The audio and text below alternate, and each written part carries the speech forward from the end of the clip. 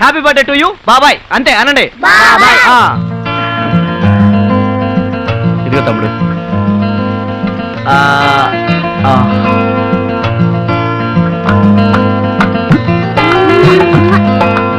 పిల్లలు అందరూ రండి. హరి, నువ్వు కూడా దీపం వెలిగించి నీ మీద మాకున్న ఆశలన్నీ నెరవేరాలని దేవుడికి దండం పెట్టు. రా తీసుకో.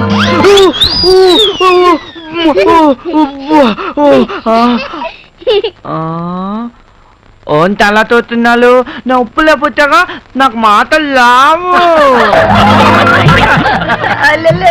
చిన్ని మున్ని మున్నా ఇలా పట్టుకొని ఇలా వెలిగించాలి.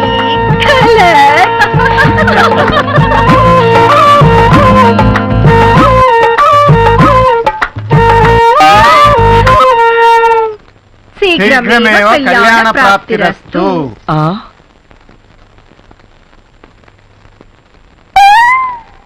త్వరలోనే నీ పెళ్లి జరుగుగాక. ఏంటి ఫిట్టింగ్? చిన్ననే మా తమ్ముడి ఫేస్ లో పెళ్లి కళ కొట్టొచ్చినట్టు కనపడుతుంది కదా భూదేవి.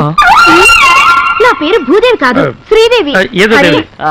ఈ రోజు నీతో ఒక ముఖ్యమైన విషయం తప్పకుండా మాట్లాడాలి. వదినా, ఈ రోజు నా బర్త్డే స్పెషల్ ఏం చేసావు? కజ్జికాయలు. కజ్జికాయలా? అయితే ఉన్నది మొత్తం నేను లాగిస్తాను, వస్తాను. వివాహ భోజనంబు ఇతైన వంటకంబు.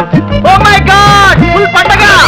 ఈ రోజు నీకు కజ్జికాయలు కొట్ట లేదు, మొత్తం నేనే కుడకాయ స్వాగతం చేస్తాను.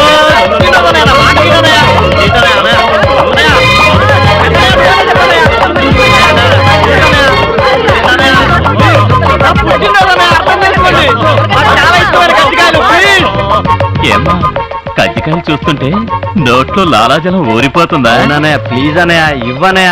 పెద్దదిని బంగారు చేతులతో చేసిన అన్నయ్య, అమృతంలా ఉంటాయి. ఇవ్వనయ్య ఒకటి ప్లీజ్ అన్నయ్య. పెద్దనే నువ్వనే చెప్పనయ్య. అసలు ఆ కజ్జికాయలు ఎత్తుకెళ్ళమని ప్లాన్ ఇచ్చిందేనేనరా, ఇప్పుడు ఇమ్మని ఎలా చెప్పను? ఓకే, నీకు కజ్జికాయలేగా కావాల్సింది? అవునదినా. నేను అడిగింది నువ్వు చెప్పేస్తే నీకు కావాల్సింది నీకేమని చెప్తాను. అడగండి, చెప్పేస్తాను. వెరీ గుడ్, చెప్పేస్తానని కమిట్ అయిపోయాడు కదా హరిశ్చంద్రుడు. అన్నమాట పైన నిలబడతాడు. అడిగేసే వదినా, అడిగేసే. ఓకే, పెళ్లికి అన్ని ఏర్పాట్లు చేశాం కదా, పెళ్లి వద్దని ఎందుకంటున్నావో చెప్పు. అది తర్వాత చెప్తాను కదా. త్వరగా చెప్పరా, ఈ కజ్జికాయలు చూస్తుంటే నా కడుపులో డోలు మోగిపోతోంది. నాకు కూడా కడుపును పడతా చెప్పాలి. ఆగండి, వీడి ప్రాబ్లం ఏంటో నాకు అర్థమైంది. ఎందుకు వద్దన్నాడు మర్చిపోయి ఉంటాడు పాపం. మర్చిపోయేది మీరు బాబు, నేను కాదు. మరైతే ఎందుకు చెప్పబోయే బాబు? ఈ రోజు కనుక చెప్పకపోతే ఎవ్వరం ఏమీ తినం. చెప్పేదాకా అందరం నిరాహార దీక్ష చేస్తాం. అన్నయ్య, ఆ కజ్జికాయలన్నీ ఆయనకి ఇచ్చేసాయి, మొత్తం తినేస్తాడు. మనం ఉపవాసం ఉందాం. అంత మాట అనొద్దుదినా. మరైతే పెళ్ళెందుకు వద్దంటున్నావు చెప్పరా? ఆప్యాయతలతో, అనురాగాలతో, ఆనందాలతో, నవ్వులతో కళకళలాడుతూ ఉండే ఇల్లు ఎప్పటికీ ఇలాగే ఉండాలని, నా పెళ్లితో అవన్నీ దూరం కాకూడదని. అంటే నా పెళ్ళై కొత్త కోళ్ళు ఇంట్లో అడుగు పెడితే మనందరికీ మనశ్శాంతి లేకుండా పోతుందంటానయ్య. కష్టాలు, కన్నీళ్లు ఆ అమ్మాయితో పాటే కాపురానికి వచ్చేస్తాయట. మనందరం దూరం అయిపోతా ఉంటానయ్య. అందుకే మిమ్మల్ని అందరినీ వదిలి నేను ఉండలేనన్నయ్య. పిల్లల్ని వదిలిని, మిమ్మల్ని అందరినీ వదిలి నేను భరించలేనన్నయ్య. అందుకే నాకు ఈ పెళ్ళక్కర్లేదు. ఇదంతా ఎవరు చెప్పారా నీకు? జ్యోతిష్కుడన్నయ్య. జ్యోతిష్యుడా? భూకంపం వస్తే పడిపోతుందేమోనని భయపడి ఇల్లు కట్టుకోవడం మానేస్తావా? ఆడకూతురు ఇంట్లో అడుగు పెడితే లక్ష్మీదేవే వచ్చిందని మురిసిపోయే వంశం రా మనది. ఎవరో వచ్చి విడగొడితే విడిపోయేంత పెడిసైన వంశం కాదు ఈ చంద్రవంశం.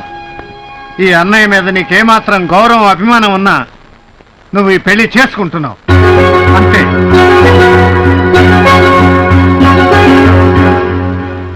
అలాగే అన్నయ్య.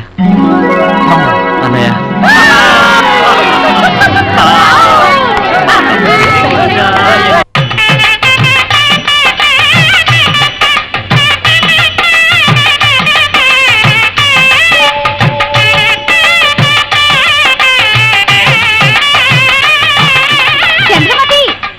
చంద్రమతి రావే, నీ నెత్తికెళ్ళే పట్నం మొగుడు వచ్చేసాడే చూడు. ఏమిటింత హడావిడి మామయ్య గారు? ఎందుకింత ఖర్చు చేస్తున్నారు? ఉన్నది ఒక్కటే కూతురు కదండి. అంటే ఇంకో కూతురు ఉంటే ఇందులో సగమే ఖర్చు చేసేవారా? చిన్నల్లుడు గారు మహాశిలిపండి. ఇదిగో బాబా, ఇంకో కూతురుంటే తప్పనిసరిగా దాన్ని నీకే కట్టబెట్టుండేవాడిని. అంత లేదులే. నేను నీ కూతురులాంటి దాన్ని కదా. కుర్రాడు బాగున్నాడు. పనిలో పని పసుపాడు కట్టించేసి అంటే చమత్కారానికి సీరియస్ గా అంటేనా? ఏంటి మామయ్య గారు పంచి ఎత్తి పట్టారు? ఉత్తినే గాలాడుద్దని. చాలా ఆడాలంటే ఓ కైతాన్ ఫ్యాన్ తెచ్చి అక్కడ కట్టుకోవచ్చుగా.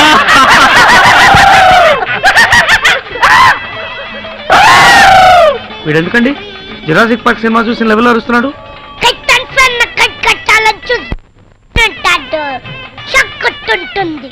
ఇప్పుడు అర్థమైంది నాకు.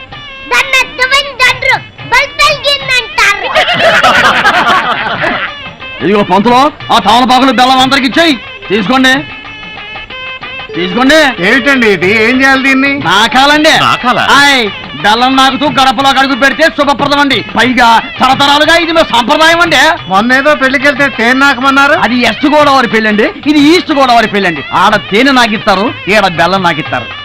అయితే ఈ బెల్లం నాకించే సాంప్రదాయమే కరెక్ట్. ఆయ్, మా కులదైవం తిరుపతి వెంకటేశ్వర స్వామి కూడా లడ్లు, వడలు, పులిహార, పొంగలు, దద్దోజనం ఎన్ని ప్రసాదాలు చేసినా బెల్లమే నైవేద్యంగా మరి పెడతారు. అందుకేనండి అందరూ మనస్ఫూర్తిగా బెల్లం నాకుతూ లోపల అడుగు పెట్టండి. రండి, పోదండి.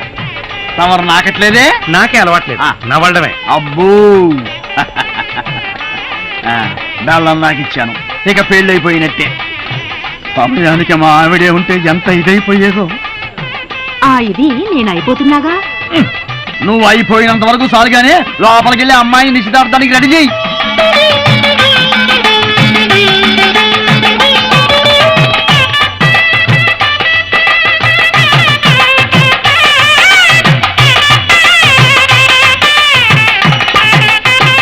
అయ్యా, తాంబూలాలు పుచ్చుకునే ముందు అది ఇది అప్పుం పప్పు అమ్ముం బొమ్ము అనుకుంటే బెటర్ గా ఉంటుంది. అది ఇది అంటే ఏంటి? అదేనండి, కట్నాలు కానుకల గురించి వరదాకా మనం ఏమీ మాట్లాడుకోలేదు కదా, అది కూడా ఓ మాట నేసుకుంటే గొడవ ఉండదు కదా అని. చూడండి, మీకు ఇంతకు ముందే చెప్పాను, కొండలలో నెలకొన్న కోనేటి రాయుడు మా కులదైవం. మావన్నీ స్వామివారి పద్ధతులే. కొండల్లో నెలకొన్న కోనేటి రాయుడు అన్న పాట రాసింది అన్నమయ్య, అంతవరకు ఐడియా ఉందండి. కానీ తమరు చెప్పేది కొంచెం అర్థమయ్యి అర్థం కాక కథ తమరన్నయ్య మరి చెప్పండి. వెంకటేశ్వర స్వామి కూడా తన కళ్యాణాన్ని కట్నం తీసుకోలేదు కదా, అదే మా పద్ధతి. కట్నం తీసుకునే వాళ్ళ మా దృష్టిలో గింగిరి కాళ్ళు. ఆయ్. ఆడపిల్లలందరూ కలిసి అలాంటి అల్లులను తొక్కిపడేయాలి. అదే. ఇది మా సిద్ధాంతం. ఇది నాకు కూడా మీరు కట్నాలు లాంఛనాలు అన్నారనుకోండి, గొడవలు అయిపోతాయి. కానీ ఒక మాట అండి, ఆల్రెడీ మా అమ్మాయి కోసం మేము చేయించిన నగానట్రా తీసుకోకపోతే నిజంగానే గొడవ అయిపోతుంది. అట్టగాని ఆ సాకు ఈ సాకు పెట్టుకుని అమ్మాయిని పిలిపిస్తూ ఆలస్యం చేశారంటే గొడవలు మీద గొడవలు అయిపోతాయి. అబ్బో, ఇదేదో గొడవగానే ఉంది. ఇట్లాంటి చిన్న చిన్న వాటికి కూడా గొడవ పెట్టుకుంటారా ఏందండి? గొడవ అంటే అంత ఆత్రం ఎందుకండి? మీ అమ్మాయి కోసం అటు చూసి ఇటు చూసి మా మరిది గారికి కళ్ళు నొప్పులు పుడుతున్నాయి, అందుకని. అవునవును, ఇంకా లేట్ చేస్తే మా మరిది గారు కొత్త టైప్ లో ఏదైనా గొడవ చేసేస్తారు. అవును. ఆహా, పెళ్లిలో గొడవలంటే ఇలా ఉండాలి. హాయ్, మా ఆవిడే ఉంటే ఈ గొడవలు చూసి ఎంత ఇదైపోయిందేదో. నేను చూస్తున్నాను కదా. నాకు మామయ్య గారు, హాయ్. ఇంకోసారి పంచెత్తారంటే కైతాన్ ఫ్యాన్లు కాదు, కడప నుంచి బాంబులు తెచ్చి అక్కడ కడతారు. ఏమండి, ఇంతకీ మీరు అమ్మాయిని పిలిపిస్తారా, మంత్రాల పేరుతో బాంబులు ఎత్తి గొడవలు చేయమంటారా? తమరికి అంత సీన్ లేదు కానివ్వండి, 2 నిమిషాల్లో గంధపు చెక్క లాంటి మా అమ్మాయి ఇక్కడికి వచ్చేస్తుంది. Be ready. అరే చిన్నాడా, వీడియో కెమెరా స్టార్ట్ చేసి పెట్టుకో. మొట్టమొదటి షాట్ శుభప్రదంగా అమ్మాయి మీద తీయాలి. అవును, ఏడి వీడు?